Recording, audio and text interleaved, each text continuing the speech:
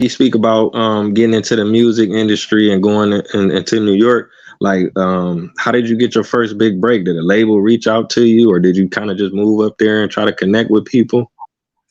Um, I made a choice like not to move up there, partly because like I just figured it was like way more like it's so expensive to live there, and your style of living if you don't have money is not what's up, especially in North Carolina, what you can get for rent here. So I decided, I'm just gonna buy a plane ticket once a month and go crash with family or friends. So that's what I did for like a couple years. I just went once a month. I told everyone I'm here, did all my meetings, and then and it actually worked to my advantage because people are like, oh, we got to catch them now. Unless I was like living there, I don't think it would have been as productive actually because I came back to North Carolina around the trees, space, and then made all the music, and then went back up and shopped it. So back to your question, my first big break was winning the beat battles in New York City in front of the music industry. Fat Man Scoop was actually the first like real industry meeting I had. So someone connected me with him because they thought my style was so hype.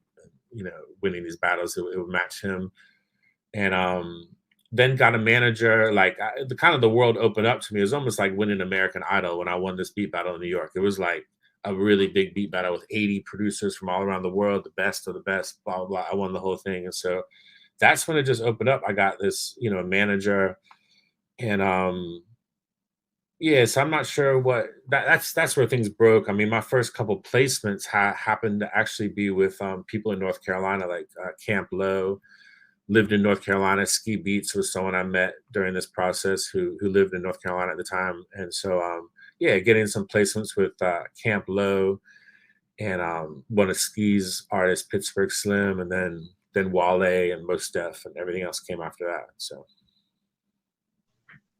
Wow, wow, that's amazing. I mean, that's a pretty good idea. I never heard nobody because usually you hear the stories about people, spending their last dollar and then they move to LA or they move to New York. But like you say, you just set it up where you can go once a month or whenever you can get up there and take care of all your business and go right back home.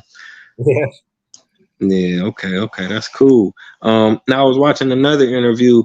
Now you lived in Europe. Is this before, after, or kind of like during the same time? Yeah. So I wouldn't say like I haven't like really. Well, I did live in Europe. I lived in Scotland when I was in university, and then ended up going back and forth to Scotland a whole bunch for like the next 10 years. Yeah, so I got real influence. That's when like drum and bass and house music and all sorts of stuff was popping in Scotland or Europe in general.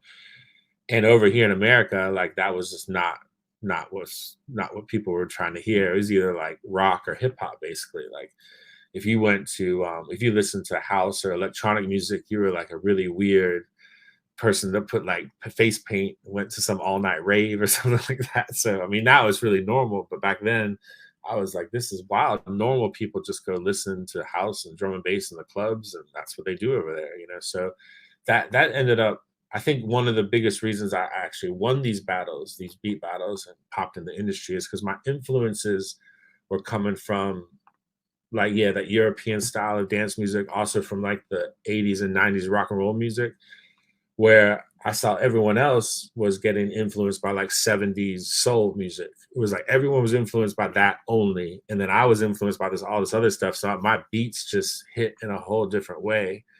And so I knew that was a difference I had. Plus being a drummer, I could put a little like drum solo in something, in the middle of a beat, just a little bongo break that I just played myself. So I think those things set me apart. And that's what ended up being the difference.